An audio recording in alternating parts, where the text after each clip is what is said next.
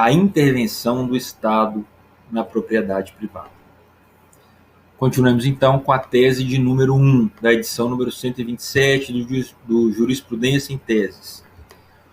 O ato de tombamento geral não precisa individualizar os bens abarcados pelo tombo, pois as restrições impostas pelo Decreto-Lei nº 25 de 1937, que regula o tombamento, se estendem à totalidade dos imóveis pertencentes à área tombada. Essa tese eu achei em prova, ela não caiu numa prova do Ministério Público, mas caiu recentemente numa prova da VUNESP. Mas vejam, mais uma vez, que essas teses são muito recentes e nós não tivemos muitas provas depois da edição dessas teses, certo? Por isso, talvez ainda não tenhamos achado tantas questões. Vamos lá, para tratar da tese. Um dos precedentes que deu origem a ela é mais antigo, é de 2012, se não me engano, mas ele tem origem em Minas Gerais e refere-se ao tombamento da cidade de Tiradentes como um todo, ou pelo menos de seu centro histórico como um todo. E o que diz a ementa do julgado? Não é necessário que o tombamento geral, como no caso da cidade de Tiradentes, tenha procedimento para individualizar o bem, como está previsto no artigo 1º do Decreto-Lei nº 25 de 37. As restrições do artigo 17 do mesmo diploma legal se aplicam a todos os que tenham imóvel na área tombada. Para entendermos melhor, vamos a uma das classificações de tombamento, aquele que o divide em geral e especial, que é a classificação a que a tese se refere. Então, tombamento geral significa que a norma que institui o tombamento atinge uma quantidade indeterminada de bens. Como no exemplo da cidade de Tiradentes, pode recair sobre uma área bastante extensa da cidade, certo? E o tombamento também pode ser especial, que ocorre quando se institui o tombamento sobre um bem específico, certo? Então, está aí a diferença entre tombamento geral e especial. E o que diz a tese? Quando se faz um tombamento geral, ou seja, o que atinge toda uma grande área, o órgão que vai instituir o tombamento não precisa listar todos os imóveis que estão abarcados pelo tombamento. Todos os que estiverem localizados naquela área tombada automaticamente consideram-se também tombados e, assim, também sujeitos às restrições estabelecidas no ato de tombamento. Então, podemos pensar, né? Isso é bastante óbvio. Todavia, na discussão da questão tratada em juízo, o argumento de quem pretendia que o seu imóvel não estivesse incluído na área tombada é de que o Decreto-Lei 25 de 37, que regulamenta o tombamento, estabelece um procedimento que exige a notificação dos proprietários dos bens abarcados na área. A partir disso, então, eles sustentaram que essa classificação entre tombamento geral e especial está apenas na doutrina, é apenas doutrinária. Disseram que essa classificação não tem amparo legal, porque a lei diz que tem que se notificar o proprietário.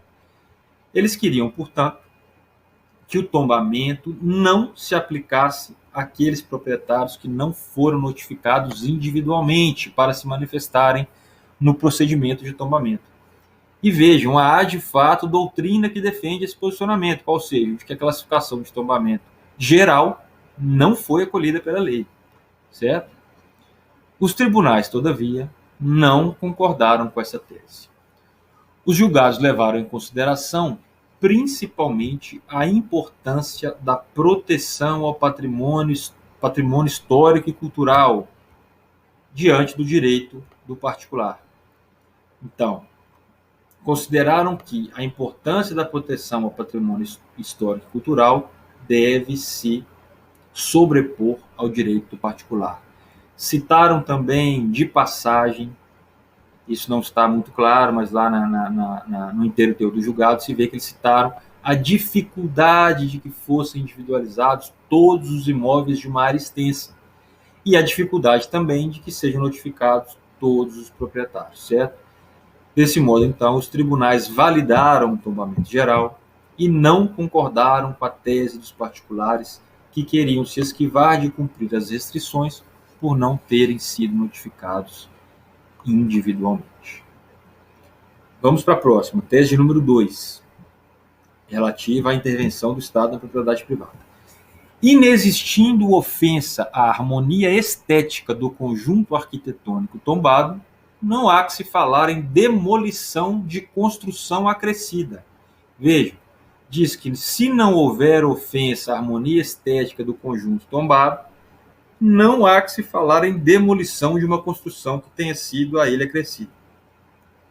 Mais uma vez, é uma tese que tem um precedente em Minas Gerais. Dessa vez, ela se refere ao conjunto da cidade histórica de Diamantina, certo? Essa tese aqui é importante que você se lembre, porque a redação dela pode aparecer na prova e ela diz menos do que deveria, podendo causar até uma confusão. Ela não deixa muito clara exatamente a situação a que ela se refere. Eu vou explicar melhor. Leiam de novo. O que a tese parece dizer é que se alguém é proprietário de um imóvel tombado e esse proprietário faz uma obra nesse seu imóvel tombado, essa obra não necessariamente deve ser demolida. Isso é o que parece que a tese diz, que se o próprio proprietário do imóvel tombado faz uma obra naquele próprio imóvel tombado, que essa obra não necessariamente deve ser demolida, que tem que ser avaliada em cada caso se essa obra de fato prejudicou a estética do bem. Mas há duas coisas que são importantes que sejam entendidas aqui, que não estão escritas na tese. Uma delas é que, no caso concreto, não houve autorização do IPHAN para que tivesse sido feita a obra. O que ocorreu? O sujeito fez a obra em desacordo com o que estava autorizado pelo IPHAN no ato de tombamento e, mesmo assim, o judiciário deu uma decisão contrária à demolição obrigatória da obra. Sabendo disso, o que nós pensamos? O que você, eu e qualquer pessoa podia pensar? Poxa, se o camarada desrespeitou a limitação, ele tem que demolir, não tem discussão. Mas a tese disse o contrário. Disse que tem que se verificar em cada caso se houve prejuízo à estética do bem tombado. Mas aí é que vem outra coisa, outro detalhe que também não está escrito na tese. É que, no caso que os tribunais enfrentaram, o imóvel em que foi feita a obra não é o próprio imóvel tombado, mas sim um imóvel vizinho do bem tombado. Mas isso não está lá escrito na tese, certo? A restrição estabelecida no tombamento, no caso, era de que o imóvel vizinho não poderia ter mais de 2 pavimentos para não prejudicar a visibilidade daquele imóvel tombado. O proprietário do imóvel vizinho, todavia, desrespeitou essa regra e construiu mais um pavimento. No processo judicial, ele comprovou cabalmente, inclusive por imagens aéreas, que não houve nenhum prejuízo à visibilidade do imóvel tombado.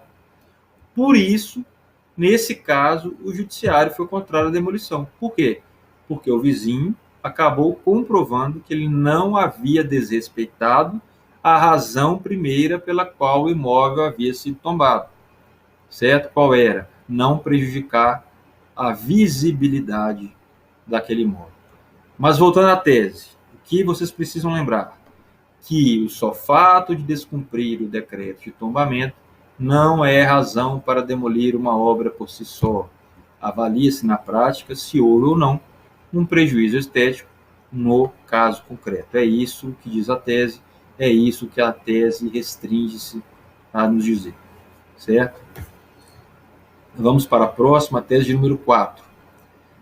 A indenização pela limitação administrativa ao direito de edificar, advinda da criação de uma área não edificante, de uma área que não se pode edificar, somente é devida se imposta sobre imóvel urbano e desde que fique demonstrado o prejuízo causado ao proprietário da área. De novo, a indenização pela limitação administrativa ao direito de edificar somente é devida se imposta sobre um imóvel urbano e desde que fique demonstrado o prejuízo causado ao proprietário da área. Essa tese caiu numa prova de Tribunal de Contas estadual em 2019. Então, mais um exemplo de que essas teses vêm caindo em provas, embora essa aqui não tenha sido especificamente numa prova de Ministério Público Estadual. Certo? Vamos lá. Primeiro ponto para chamar a atenção nessa tese. Atenção para não confundir limitação administrativa com servidão administrativa. A servidão administrativa, que não é o que a tese se refere, a tese fala em limitação. A servidão é uma restrição estabelecida especificamente para um imóvel. Essa é a ideia principal, que a restrição é imposta a bens individualizados. Por outro lado, a limitação administrativa é uma norma geral, imposta em abstrato, que de fato estabelece também uma restrição, porém, sobre todos os imóveis que se encaixem na situação prevista naquela norma. Ela não se destina especificamente a um imóvel específico, certo? Desse modo, em regra, as servidões administrativas são indenizáveis, porque elas atingem um particular em específico. Já as limitações administrativas, em regra, não são indenizáveis, porque podem atingir a todos que se adequem àquela norma.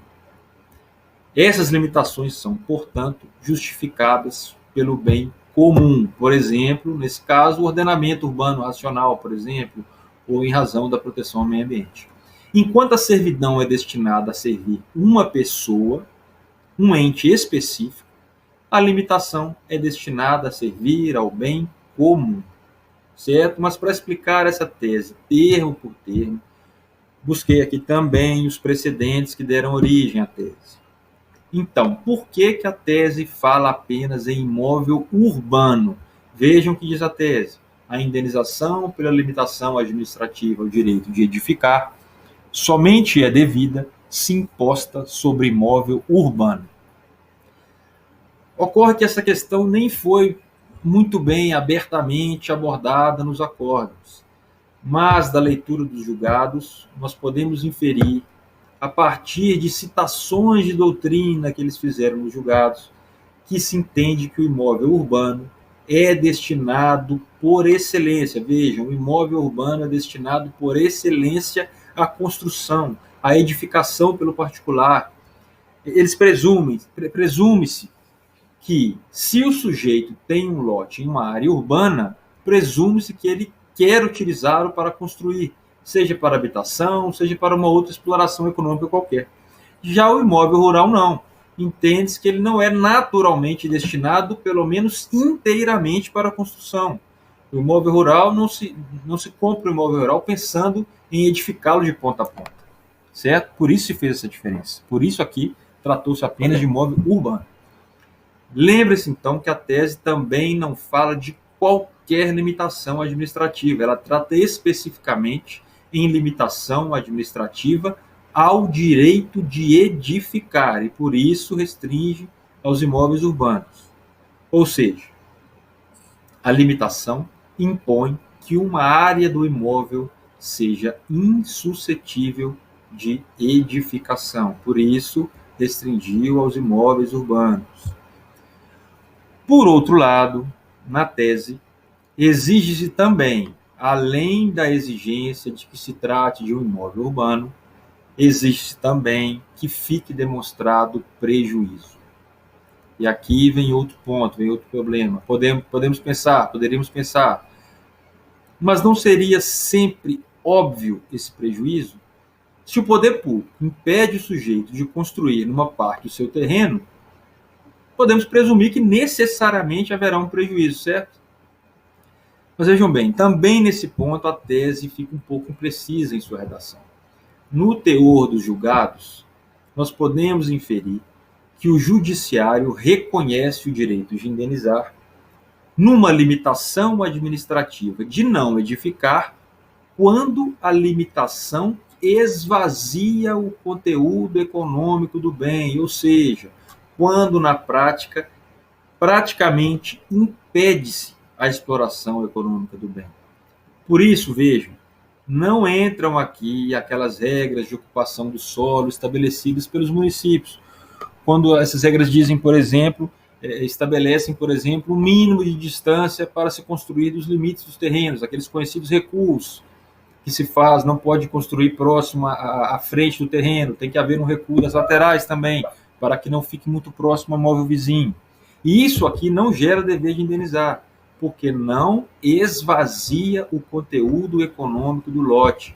Ali ainda é possível construir, ainda é possível que se utilize aquele bem para habitação ou que ele seja explorado economicamente de alguma outra forma, certo?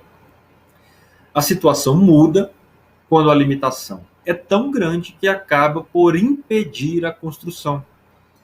O exemplo que aparece nos julgados é a obrigação de recuo nas rodovias. Quando se constrói uma rodovia, se estabelece uma metragem para que o particular não possa construir na beira das rodovias. Isso acaba por invadir uma parcela muito significativa dos terrenos que estão às margens da rodovia, o que acaba por esvaziar o conteúdo econômico daquele terreno. Ou seja, o proprietário fica, na prática, alijado da exploração de sua propriedade. Aqui é que aparece, nesses casos, é que aparece o que se chama de desapropriação indireta. O que é?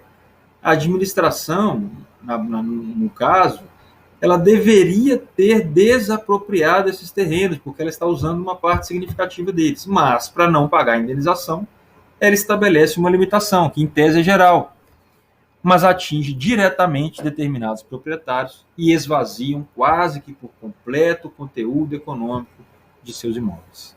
Nesses casos, sim, a jurisprudência determina que os proprietários sejam indenizados. É isso, portanto, que significa a expressão lá na tese, desde que seja demonstrado o prejuízo pelo particular, certo? Vamos então para a próxima tese, a tese de número 5. É indevido o direito à indenização se o imóvel expropriado foi adquirido após a imposição de limitação administrativa, porque se supõe que as restrições de uso e gozo da propriedade já foram consideradas na fixação do preço do imóvel. De novo, é indevido o direito à indenização se o imóvel expropriado foi adquirido depois da imposição de limitação administrativa, porque se supõe que as restrições de uso e gozo da propriedade impostas pela limitação já foram consideradas por aquele que adquiriu na fixação do preço do imóvel. Essa tese também parece um pouco óbvia. Todavia, ela resultou de uma discussão que foi longa na jurisprudência. E chama ainda a atenção de vocês para o fato de que essa tese, embora recente, divulgada em 2019, como eu disse para vocês, ela foi complementada recentemente num julgamento de março deste ano, de 2021, e publicado agora, em maio. A tese foi publicada agora em maio. E eu vou mostrar para vocês a ideia que veio nessa tese nova, que foi acrescida à tese anterior, certo? Então vamos lá, o que diz a tese? Para começar, ela tem uma impropriedade que nos confunde um pouco. A tese diz: é indevido o direito à indenização se o imóvel expropriado, guardem isso, foi adquirido após a imposição de limitação administrativa. Mas a tese não se refere exatamente a casos de imóveis expropriados, desapropriados. Os casos a que a tese se refere são casos em que, por exemplo, um sujeito A tem um imóvel, vem o poder público e estabelece uma limitação administrativa que atinge esse imóvel.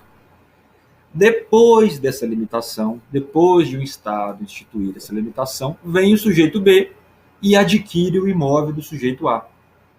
E aí, em razão dessa limitação, o sujeito B entende que houve esvaziamento econômico do bem que ele adquiriu e propõe, então, uma ação de desapropriação indireta, pedindo indenização do Estado. Por isso a tese fala em bem expropriado, porque as ações que lhe dão origem, nos casos que deram origem à tese, as ações são de desapropriação, porém, desapropriação indireta. Todavia, não houve bem uma desapropriação, pelo menos ainda não houve. E o que é mesmo a desapropriação indireta? Trata-se, na verdade, de caso em que o adquirente entende que o imóvel sofreu uma limitação exagerada e aí ele pede que o poder público pague uma indenização proporcional. É o que se chama de desapropriação indireta, ou seja, sob o pretexto de instituir uma limitação geral, o poder público acaba por atingir bens específicos de modo a lhes esvaziar o conteúdo econômico. Mas então, por que se chegou a essa tese? Ela foi fixada porque se considerou que a jurisprudência do Superior Tribunal de Justiça já estava consolidada no seguinte sentido: no sentido de que, se B, lá no exemplo, adquiriu o imóvel depois de a limitação ter sido instituída, presume-se que ele obviamente já sabia dessa limitação. E assim, essa limitação já havia sido considerada no preço que ele pagou ao sujeito A que lhe vendeu o imóvel. Ou seja, presume-se que ele pagou mais barato para A. Haveria, portanto, por parte dele um enriquecimento sem causa, tendo em vista que ele já havia pagado mais barato para A e ainda quer receber uma indenização por parte do Estado. Isso seria, de fato, um absurdo, certo? Mas o que ocorre? Ocorre que em outros precedentes mais antigos, o Superior Tribunal de Justiça já havia decidido essa questão de outra forma. Não em sentido diametralmente contrário, mas pelo menos de forma diferente. Houve decisões em que o STJ dizia: veja, nós não podemos fazer uma presunção absoluta de que o sujeito pagou mais barato. Nós temos que analisar em cada caso concreto, principalmente a partir do preço que o sujeito pagou, se ele já estava considerando uma desvalorização pela limitação ou não. Todavia, antes mesmo de divulgarem essa tese, já havia casos afetados como repetitivos justamente para definir essa questão. Ou seja, parece que na prática eles se adiantaram na divulgação dessa tese que estamos tratando, sem se atentarem para o fato de que a questão ainda estava pendente de julgamento num recurso repetitivo. Certo? Esse é o julgamento a que eu me referi. Ele ocorreu, então, agora, em 10 de março de 2021. O acórdão foi publicado em 11 de maio de 2021, na semana anterior à semana que eu estou gravando essa aula. E o que aconteceu nessa nova definição, dessa nova tese? Os julgadores levaram em consideração toda essa divergência que eu falei para vocês. Eles fizeram no julgado um histórico dessa evolução jurisprudencial.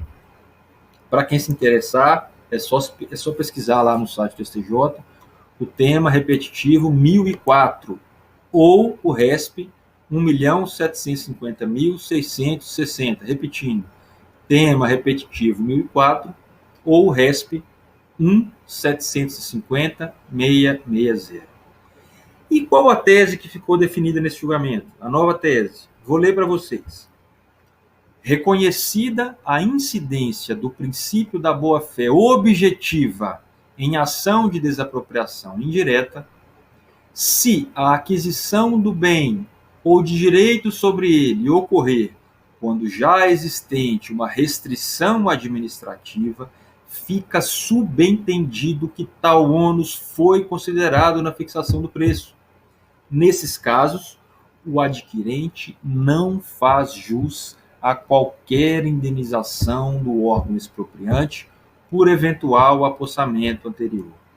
Até aqui, então, a tese do repetitivo confirma a tese que estava na jurisprudência em tese, que eu falei antes. Mas essa aqui continua com uma exceção que não estava na tese anterior. Veja. Excetuam-se da tese hipóteses em que patente a boa-fé objetiva do sucessor, como, e aí ele cita exemplos, em situações de negócio jurídico gratuito ou de vulnerabilidade econômica do adquirente. Então, olha, sob protestos de alguns votos que foram divergentes no julgamento desse repetitivo, na prática, manteve-se a presunção, que inclusive ficou descrita de uma forma mais clara nessa nova tese. Veja, Se a aquisição ocorrer depois da imposição da restrição, presume-se que o ônus já foi considerado pelo adquirente e aí, então, não há direito à indenização. Todavia, levou-se em consideração excepcionalmente o princípio da boa-fé objetiva. Eles acabaram por colocar expressamente na tese o caso concreto que foi julgado nesse récipe repetitivo, é a exceção. O que ocorreu no caso? Pessoas em vulnerabilidade social receberam um imóvel em doação, ou seja, se eles receberam em doação, eles não podem ter tido qualquer vantagem no preço do imóvel, porque não pagaram por ele. Por isso, o poder público deve sim pagar a indenização pela restrição. Além disso, foi considerada também a sua vulnerabilidade social, que indicava que eles não tinham conhecimento suficiente para entender que o imóvel era objeto de alguma restrição quando receberam em doação. Para mim, parece que, de fato, a melhor tese foi a perdedora. Era um meio termo, ou seja, permitir que o particular comprove que ele não havia levado em consideração no preço a restrição. Certo? Levaria em conta a boa-fé subjetiva. Todavia, não foi o que prevaleceu. Quando se falou expressamente em boa-fé objetiva na tese, parece que pretenderam justamente impedir que o particular pudesse comprovar a sua boa-fé subjetiva. Ou seja, adquirido o imóvel depois da restrição imposta, presume-se que o adquirente já sabia da restrição, ou pelo menos deveria saber, e então deveria ter colocado isso no preço. Se ele não colocou, problema dele, certo? Não vai receber a indenização por parte do Estado. Mais uma tese, a tese de número 7. A indenização referente à cobertura vegetal deve ser calculada em separado, a cobertura vegetal em separado do valor da terra nua, somente o terreno, quando comprovada a exploração dos recursos vegetais de forma lícita e anterior ao processo interventivo na propriedade. Essa aqui caiu no Ministério Público de Goiás em 2016, antes mesmo de virar tese, e eu achei também numa prova de prefeitura mais recente, certo? O que essa tese quer dizer? Ela se refere a processos de desapropriação de terras do particular pelo Estado. O que ocorre em inúmeros casos? O Estado calcula um valor que ele entende que a terra vale. Apenas o terreno. Ele calcula o valor apenas do terreno. Em sua defesa no processo de desapropriação, o particular contesta esse valor e alega, olha, não é só o terreno. Parte desse terreno era utilizado para exploração de madeira, por exemplo. Então você, Estado, tem que me pagar também o valor econômico disso. E aí o Estado contra-ataca. Como? Que ele diz, olha, você, particular, não provou que explorava de fato essa terra. Você diz que a terra tem potencial para ser explorada economicamente. Mas você não me mostrou que de fato você explorava. Certo? Mais uma tese de defesa do Estado. Eu, Estado, reconheço que você, particular, explorava sim a terra. Eu vejo que você explorava a terra. Porém, você explorava de forma ilícita. Você, por exemplo, sequer tinha licenciamento para explorar isso, licenciamento ambiental. Como que eu, Estado, vou indenizar uma exploração ilícita da terra?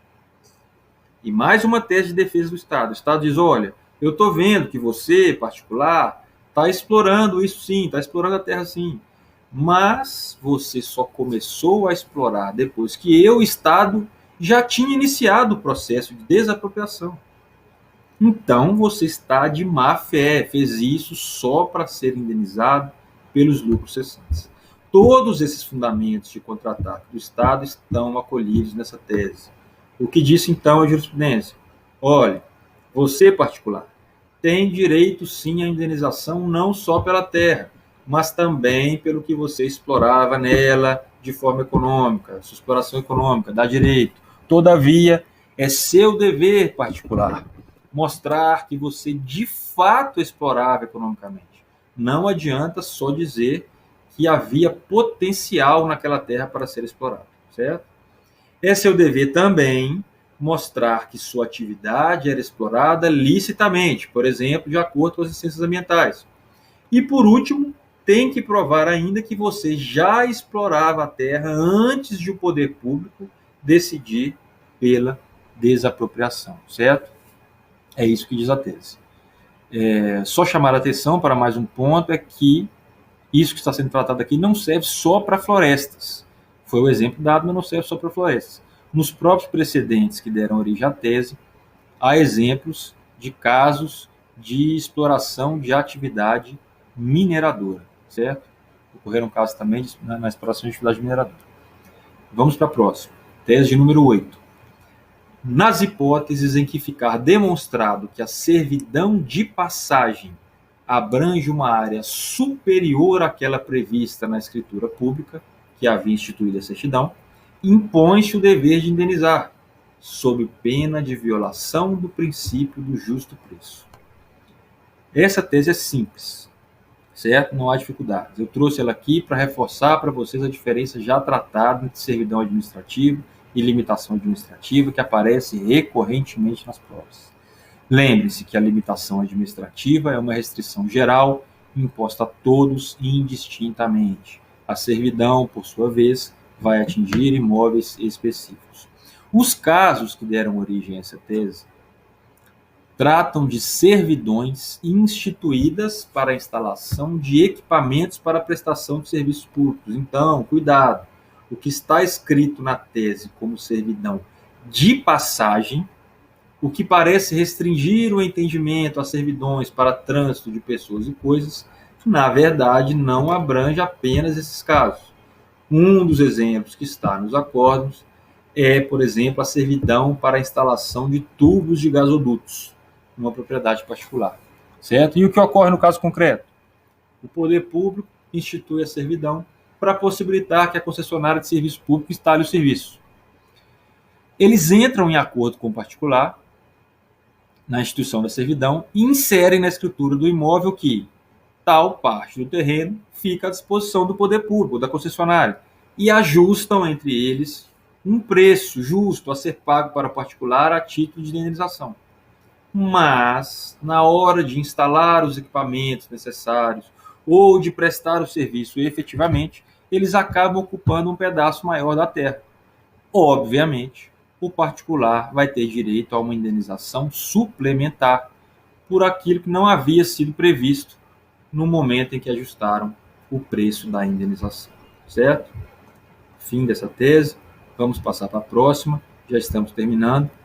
Tese de número 9 diz o seguinte: os juros compensatórios incidem pela simples perda antecipada da posse no caso de desapropriação e pela limitação da propriedade no caso de servidão administrativa, nos termos da súmula 56 do STJ. É o que diz a súmula: juros compensatórios incidem pela simples limitação da propriedade no caso de servidão administrativa. Essa tese é boa para a gente relembrar as diferenças entre correção monetária, juros compensatórios e juros moratórios. A tese fala apenas em juros compensatórios. Então vamos lá. Correção monetária é a simples atualização da moeda. Exemplo: o perito calculou o valor de uma indenização no dia 23 de novembro de 2019. O valor deu R$1 milhão.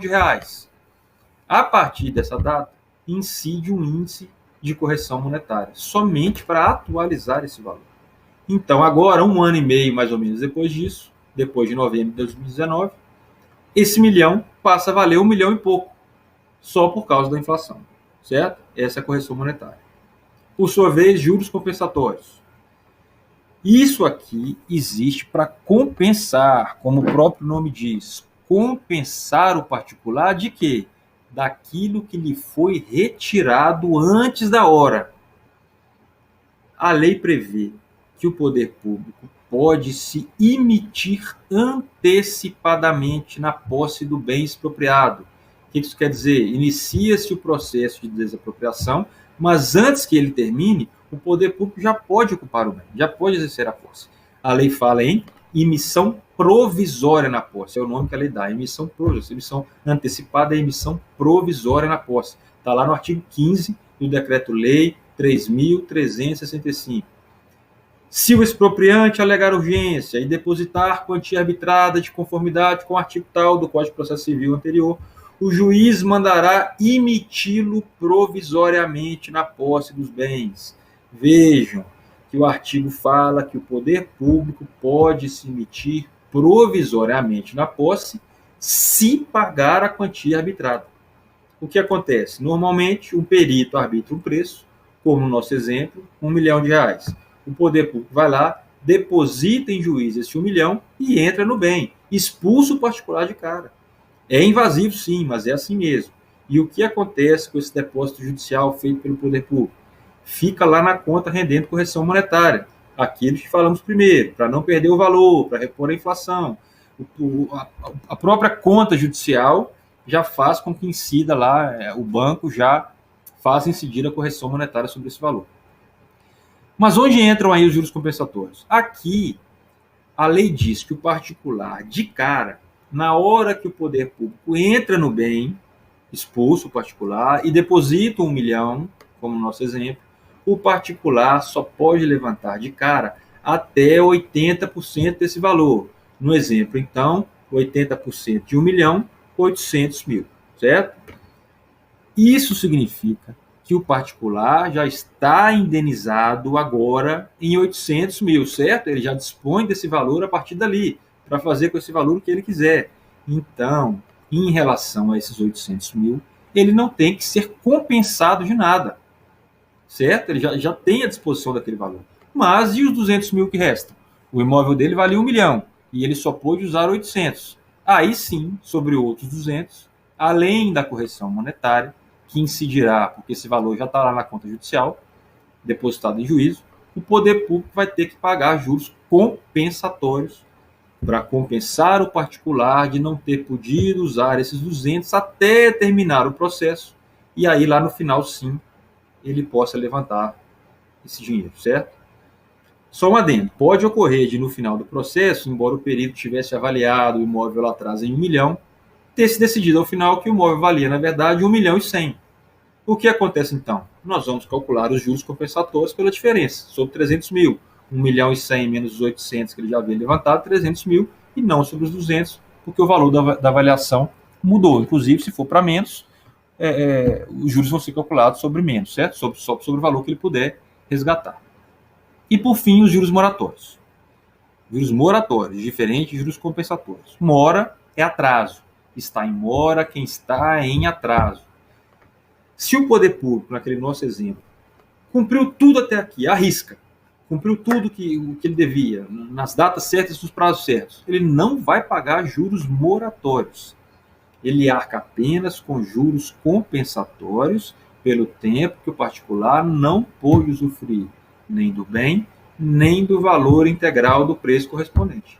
Lembre-se de que a correção monetária já está incidindo automaticamente na conta do depósito judicial, certo? Mas, se o poder público atrasa o pagamento, ele vai dever também juros moratórios, certo? Depois de tudo isso que foi dito, o que diz a tese é bastante simples. Se o particular perdeu a posse antecipadamente e não foi ressarcido de cara integralmente, ele tem que receber juros compensatórios, certo? Para compensar aquilo que ele só recebeu lá no final. E isso serve tanto para as ações de desapropriação quanto para a instituição de servidões administrativas. Se o poder público começou a usar a área da servidão antes de pagar, quando ele resolver pagar, quando se acertarem o poder público pagar, vai pagar juros compensatórios desde a data em que invadiu o bem até a data em que pagou ou em que o numerário ficou disponível para o particular. Certo? Partimos então para a última, vamos para a última tese. Me desculpa, excedi um pouco o tempo, mas creio que são informações importantes para a prova. Vamos lá. Tese 11. Admite-se a possibilidade de construções que não afetem a prestação do serviço público na faixa de servidão. Ou seja, estão admitindo que o particular faça construções na faixa que ele havia concedido, em que havia sido instituída uma servidão pelo poder público. Certo? A tese é até bastante simples. pelo bom senso aqui, eu acredito que todos concluiriam que essa assertiva, se aparecesse na prova, estaria correta. Mas, na hora da prova, dá um pouco de medo de marcar, né? Como nós já dissemos, a servidão administrativa, na prática, consiste na utilização de parcela de um terreno particular pelo poder público. Para quê? Para a prestação de um serviço público ou para a execução de uma atividade qualquer de interesse público. Certo? Prestação de um serviço público ou execução de uma atividade qualquer em que haja interesse público. Também, como já dissemos, tendo em vista que o proprietário acaba ficando privado da livre utilização daquela parte do seu terreno, o poder público deve lhe pagar uma indenização, também na servidão, não só na desapropriação. Então, podemos pensar, se o Estado instituiu a servidão e pagou por ela um preço justo, o particular não deveria poder se meter ali para nada, certo? Certo? Se o poder público está ocupando aquilo ali e já acertaram entre eles o preço justo pela instituição daquela servidão, a presunção é de que o particular não pode mexer naquele pedaço, não pode se meter naquele pedaço de terra. O que diz a tese, todavia, é o contrário. A servidão, ela é sempre instituída para um fim específico, é para servir aquele interesse público específico que deu causa à sua instituição. Então, o poder público tem que usar para aquele fim específico. Porém, se o particular, então, precisa daquele pedacinho de terra para qualquer coisa, o poder público pode impedi-lo de usar simplesmente pelo fato de existir ali uma servidão? A tese diz que não pode. Se o particular tem que demonstrar que ele não está prejudicando em nada a finalidade da servidão, ele pode usar aquele pedaço de terreno, certo?